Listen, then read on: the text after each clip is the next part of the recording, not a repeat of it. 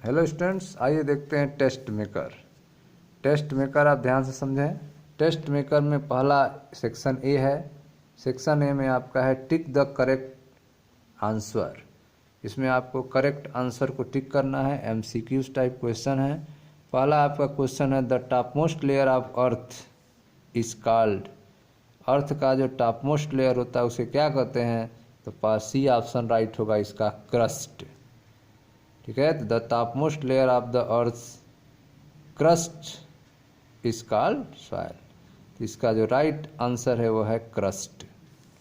Second का the role of space in weathering of rock is particularly important. तो इसमें जो आप फील करेंगे वो होगा आपका water. The role of water in weathering of rock is particularly important. तो सेकंड का वाटर राइट होगा। थर्ड है आपका सॉइल इज जनरली डार्क। स्पेस है in colour and very fertile to the presence of humus. तो soil is generally dark and brown. तो इसका राइट आंसर होगा आपका ब्राउन। तो soil is generally dark brown in colour and very fertile due to the presence of humus. Fourth number में क्या fill करेंगे आप? Is the layer below the top soil. Top soil के नीचे के लेयर होते हैं जिन्हें सब सॉइल भी कहा जाता है, उसे क्या कहते हैं? तो बी हॉरिजन। उसे क्या कहते हैं? B horizon. इसका राइट आंसर होगा। तो B horizon is the layer below the top soil and is called the sub soil. 5 number में soil is mainly made up large particle of sand. ठीक है, ऐसा मिट्टी जो बड़े मात्रा में बालू से मिलकर बना रहता है, सैंड से मिलकर बना होता है, उसे क्या कहते हैं?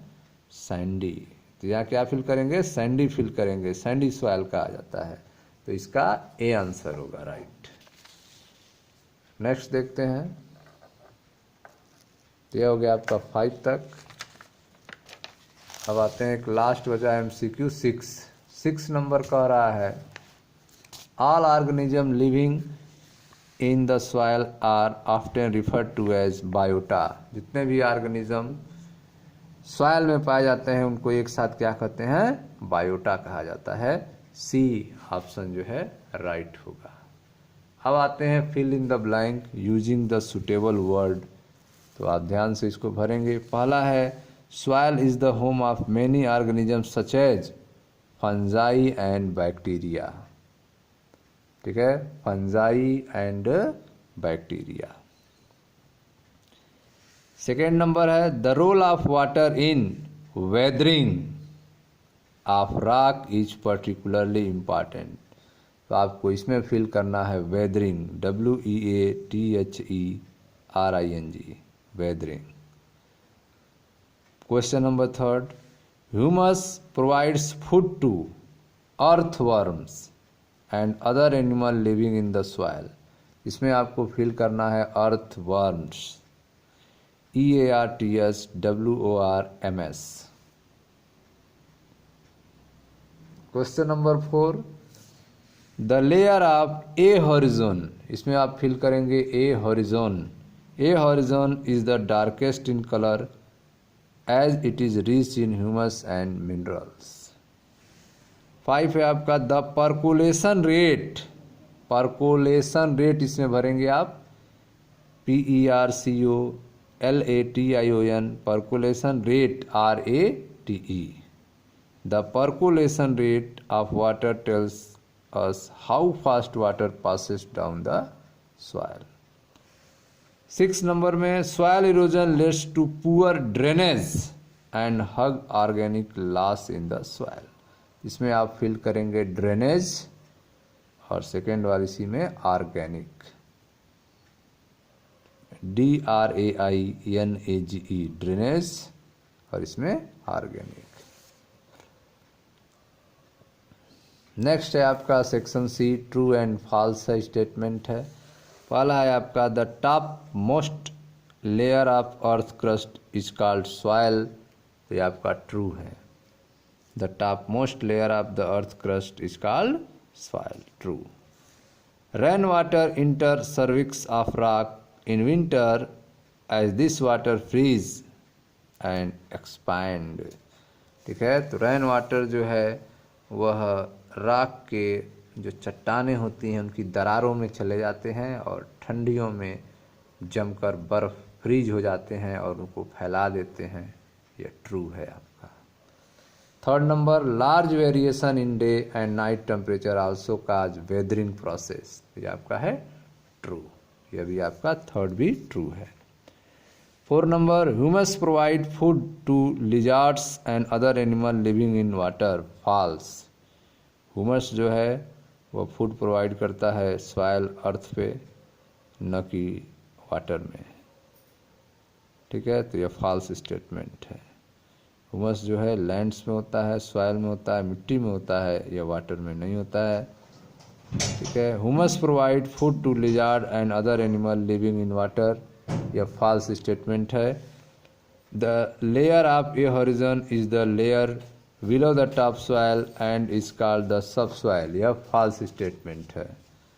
ठीक है। तो the layer of A horizon is the layer below the top soil is called the sub soil, यह फास्ट है, फॉल्स स्टेटमेंट है। नेक्स्ट है आपका, sand particles have large space between them and make sandy soil very porous, ये आपका true statement है। तो sand particle जो हैं लार्ज स्पेस होते हैं उनमें, जिससे सैंडी सॉइल बहुत पोरस हो जाता है, ये आपका ट्रू स्टेटमेंट है। तो फर्स्ट आपका ट्रू है, सेकंड ट्रू है, थर्ड ट्रू है, 4 और 5 फॉल्स है और 6 ट्रू है। नेक्स्ट है आपका match the following. Match the following में पहला है आपका वेदरिंग। वेदरिंग यह मैच करेगा ई से, huge rock and broken down into small rocks, इसे क्या कहेंगे, वेदरिंग करते हैं। बड़ी चट्टानों का छोटे चट्टानों में टूट जाना वेदरिंग कहलाता है। तो फर्स्ट जो मैच होगा वह ई से मैच होगा। ह्यूमस यह डी से मैच होगा, dark organic material in soil, dark organic material in soil is called humus. तो सेकेंड नंबर जो है डी से मैच करेगा। 3 सॉइल प्रोफाइल, सॉइल प्रोफाइल 3 जो है वह बी से मैच करेगा, vertical section through the soil showing different layer of the soil, यह बी से मैच करेगा आपका third number soil profile. 4 number है सबस्ट्रेटम, यह एफ से मैच करेगा, अ लेयर ऑफ रॉक और soil beneath the surface of the ground. ठीक है, ए लेयर ऑफ रॉक और सॉइल, चट्टान का सतह या फिर सॉइल के निचला सतह जो ग्राउंड के संपर्क में होता है उसे क्या कहते हैं, सबस्ट्रेटम कहा जाता है।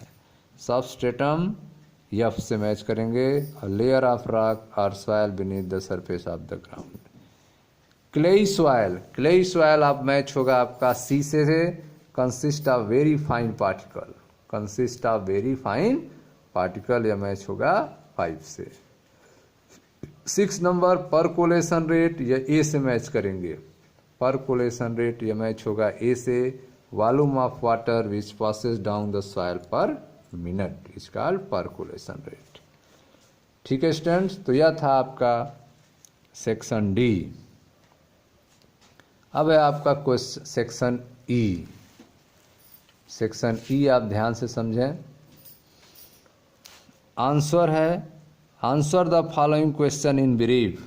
क्वेश्चन आंसर है आपको, यह आपको आंसर देना है, ब्रीफ में लिखना है।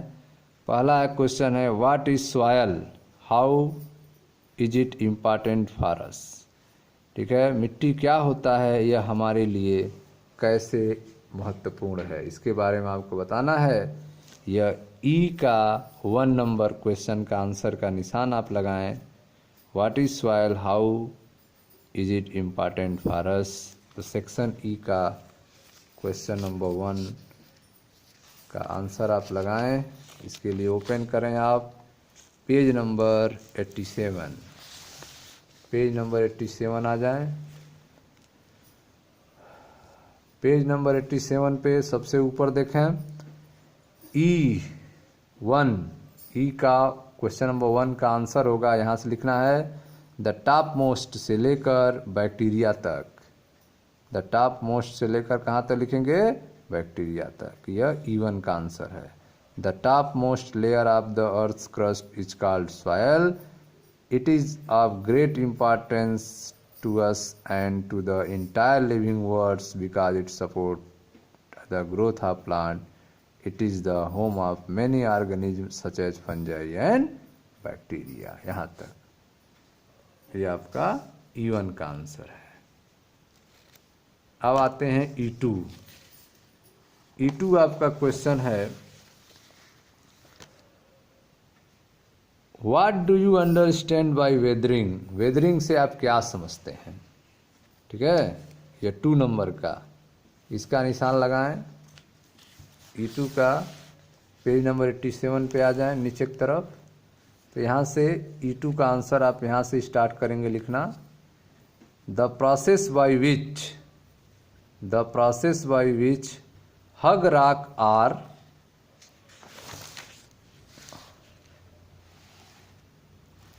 rock are broken down into small rock particles by the action of sun's heat, wind, rain, flowing water, climatic condition is called weathering. यहाँ तक आपको लिखना है, weathering तक. ये आपका E2 का आंसर है. ठीक है, अब आते हैं हम लोग E3. E3 क्या है, क्वेश्चन देखते हैं पहले. ई का 3 नंबर क्वेश्चन जो है आपका 3. How does soil become fertile?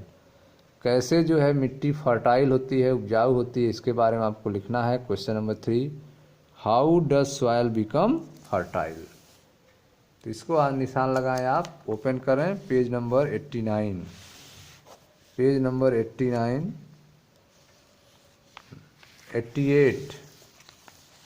88 में आ जाएं. Page number 88. पेज नंबर 88 में कंपोजिशन ऑफ सॉयल हेडिंग में यहाँ से देखें ध्यान से, जहाँ लिखा हुआ है 4th लाइन में इट आल्सो. ठीक है, तो इट आल्सो आपको नहीं लिखना है. इट आल्सो के जगह पे आप लिखेंगे सॉयल. ठीक है, इट आल्सो की जगह क्या लिखेंगे, सॉयल लिखेंगे. तो सॉयल उसके आगे लिखेंगे contains. Soil contains humus which is derived mostly from fallen leaves and other decaying plant matter. Soil is generally dark brown in color and very fertile due to the presence of humus. यहाँ तक लिखना है, humus तक. कहाँ से, soil से. It also नहीं लिखना है, इसके जगह पे soil लिखना है. तो soil contains से लेकर humus तक, यह आपका E3 का आंसर है.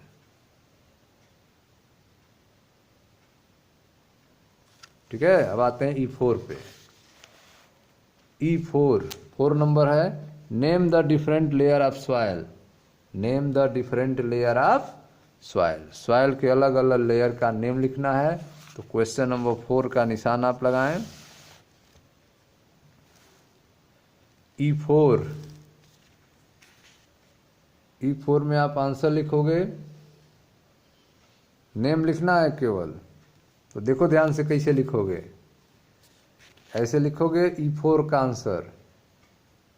ए हॉरिजन, पहले क्या लिखेंगे आंसर में, A horizon comma, B horizon comma, C horizon and R horizon are the different layer of the soil. यह आपको लिखना है यहां तक. क्वेश्चन नंबर ई का 4 में क्या आप लिखोगे answer, A horizon comma, B horizon comma, C horizon and R horizon are the different layers of the soil. ठीक है, यह आपका E4 का आंसर हो जाएगा. केवल यह नियम लिखना है, यह सब नहीं लिखना है. ठीक है ना, एंड करके आर हॉरिजन लिख के अब यह लाइन लिख देना है, are the different layers of the soil. आते हैं E5 पे. E5 का क्वेश्चन कह रहा है, why is loamy soil better for growing crops. Loamy soil जो है वह क्रॉप को उगाने के लिए क्यों अच्छा है. Why is loamy soil better for growing crop? E5। तो लोमी सॉइल हेडिंग पे आ जाते हैं। E5 आ जाइए आप पेज नंबर 90 पे, लोमी सॉइल हेडिंग में।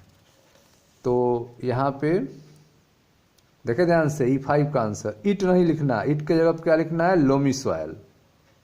इट के जगह पे क्या लिखेंगे? Loamy soil. तो loamy soil is best, top soil से लेकर कहाँ तक लिखेंगे? ग्रोथ ऑफ प्लांट्स तक, ग्रोथ ऑफ प्लांट्स तक लिखेंगे।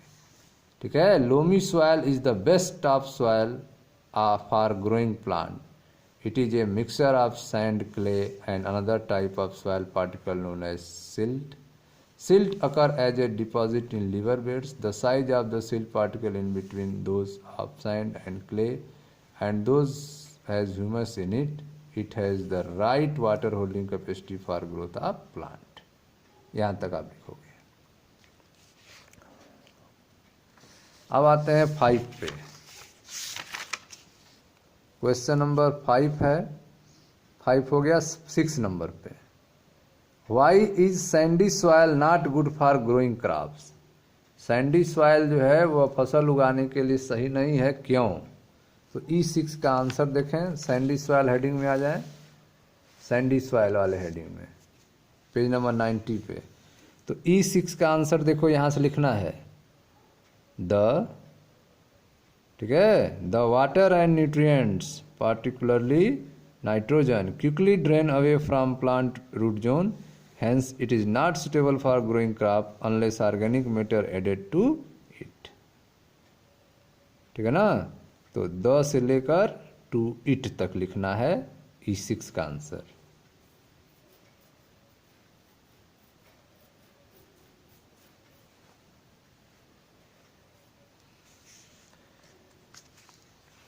अब आते हैं सेक्शन F पे। सेक्शन F में answer the following question in detail. Question number 1 है, explain how water is responsible for the formation of soil.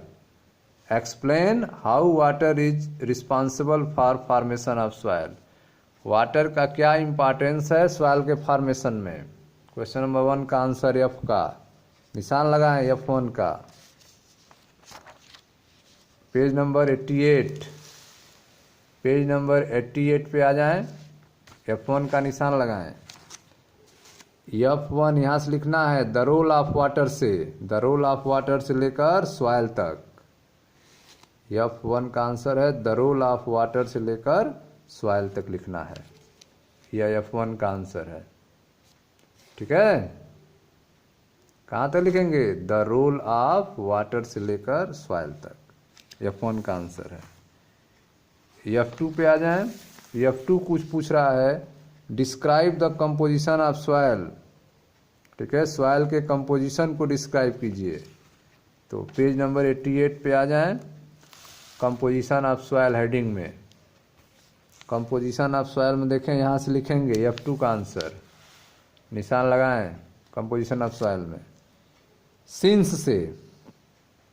ठीक है ना, हेडिंग डाल लीजिएगा कंपोजिशन ऑफ सॉइल, हेडिंग डालकर यहाँ से लिखिएगा सिंस से। सिंस से लेकर कहाँ तक लिखेंगे? प्लांट मैटर तक। कहाँ तक? प्लांट मैटर तक लिखेंगे, सिंस से प्लांट मैटर तक। मैटर तक लिखने के बाद यहाँ से लिखेंगे एक line, soil also contain water, air and living organism. यह लाइन ऐड कर लेंगे।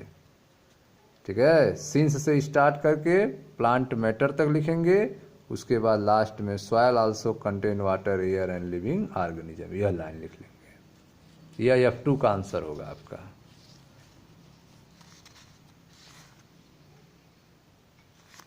अब आते हैं F3 पे। F3 का आंसर देखें, व्हाट आर द, क्वेश्चन देखते हैं, what are the differences between sandy, loamy and clayey soil.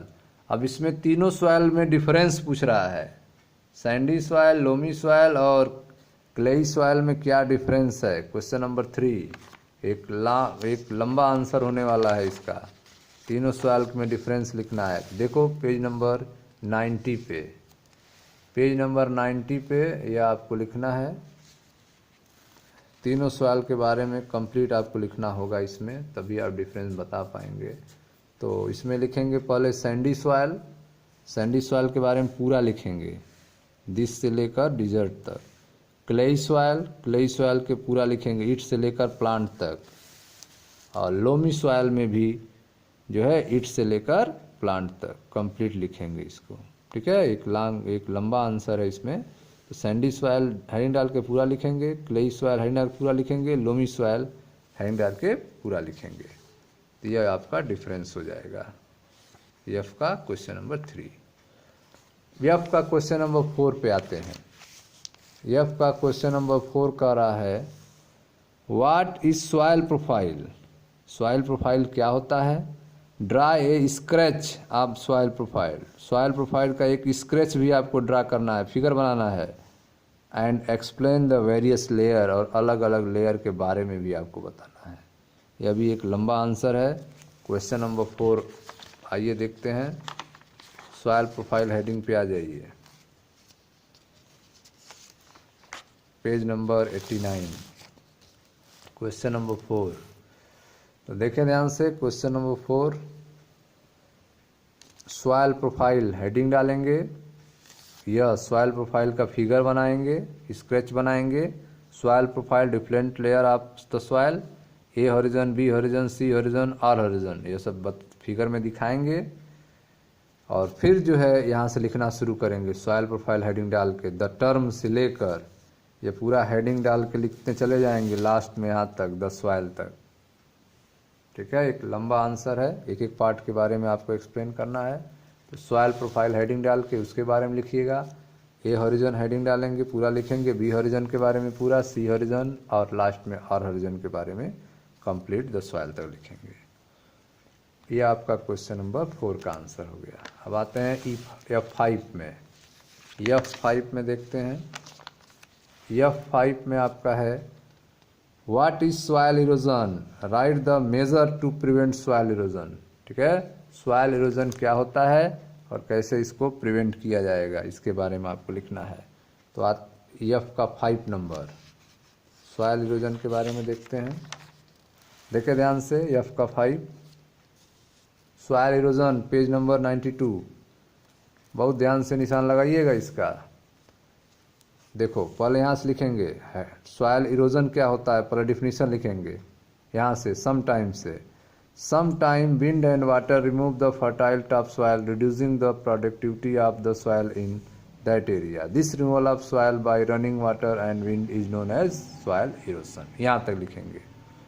तो सम टाइम से लेकर सॉइल इरोजन यह लिख लेंगे यहाँ तक।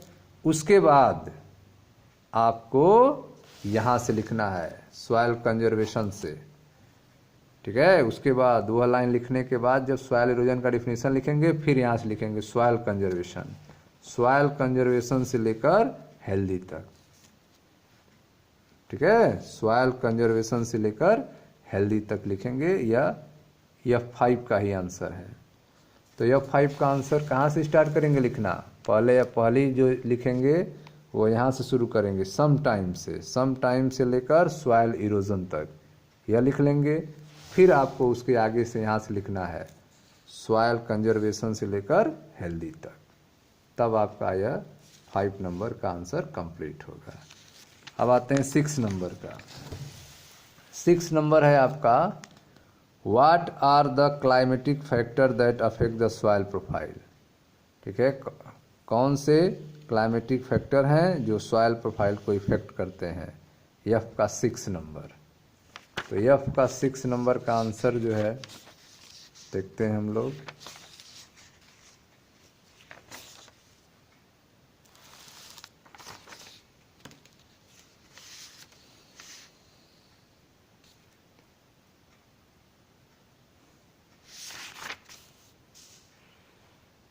देखें पेज नंबर 91 पे आ जाए।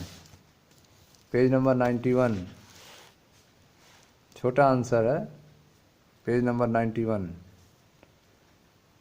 यहाँ देखें, यहाँ पे F6 का आंसर द सॉइल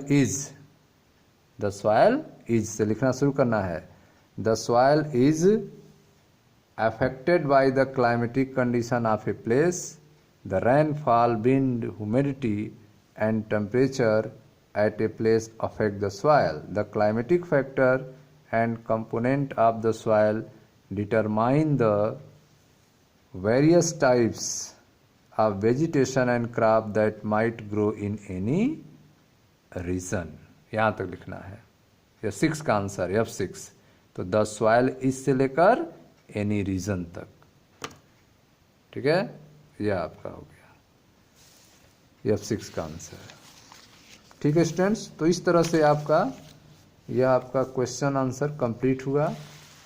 यहाँ तक आप कंप्लीट कर लीजिएगा। ठीक है, कंप्लीट हो जाएगा तो आप इसको फ़ोटो खींचिएगा, ग्रुप में डालिएगा ताकि हमें पता चल सके कितने लोगों ने कंप्लीट किया है। मिलते हैं एक नए चैप्टर में, तब तक के लिए जो है आप रिवीजन करते रहिएगा। सिलेबस की बात किया जाए कि अगर आपका सेकेंड एग्ज़ाम होने वाला जो है उसका क्या होगा, कौन सा क्या क्वेश्चन पूछा जाएगा, तो जान जाएं आप भी। हमने आपको जो चैप्टर्स पढ़ा रहे हैं ये आपके weather climate adapt chapter number 7, ठीक है, चैप्टर 7, चैप्टर 8, यहाँ से क्वेश्चन आपके बनेंगे जो आपका एग्ज़ाम होगा। ठीक है, उसमें कौन कौन से चैप्टर के हम आपको क्वेश्चन देंगे। 20 मार्क्स का एग्ज़ाम जो होता है, 10 मार्क्स का होता है ना, उसमें जो है PA2, उसमें चैप्टर 7, चैप्टर 8 और चैप्टर 9, ठीक है, 7, 8, 9, ये 3 चैप्टर से आपको क्वेश्चन पूछा जाएगा।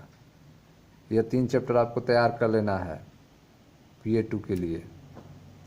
ठीक है ना स्टूडेंट्स, कौन कौन चैप्टर, 7, 8 एंड 9, ये 3 चैप्टर आप जो है तैयार कीजिएगा। इसके क्वेश्चन आंसर, ऑब्जेक्टिव क्वेश्चन यहाँ से PA2 आपका लिया जाएगा।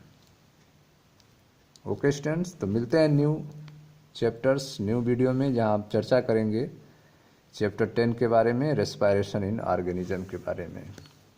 Thank you.